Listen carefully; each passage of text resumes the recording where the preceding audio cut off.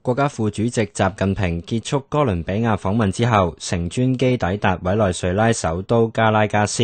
展開正式訪問。委內瑞拉副總統卡里薩萊斯親自到機場迎接。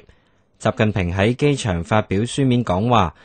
表示今次訪問嘅目的係要增進同委內瑞拉之間嘅友誼，擴大共識，深化合作，促進發展。習近平抵埗之後，下晝同委內瑞拉副總統卡里薩萊斯舉行會談。習近平話，兩國建交35年嚟，雙邊關係喺真誠友好、平等互利基礎上順利發展。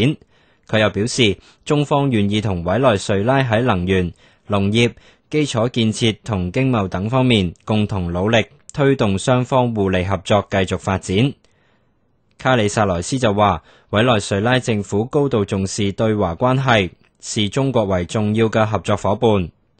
習近平喺晚上就出席中國同委內瑞拉企業家研討會開幕儀式，委內瑞拉總統查韋斯亦有出席。習近平發表講話，表示此行其中一個目的係要進一步落實兩國領導人早前會面達成嘅共識，推動兩國關係進一步向前發展。佢又提到，兩國雖然要正視金融危機帶嚟嘅嚴峻挑戰，同時亦要睇到兩國全面合作嘅新發展機遇。習近平結束委內瑞拉訪問之後，將會轉往行程嘅最後兩站巴西同馬耳他。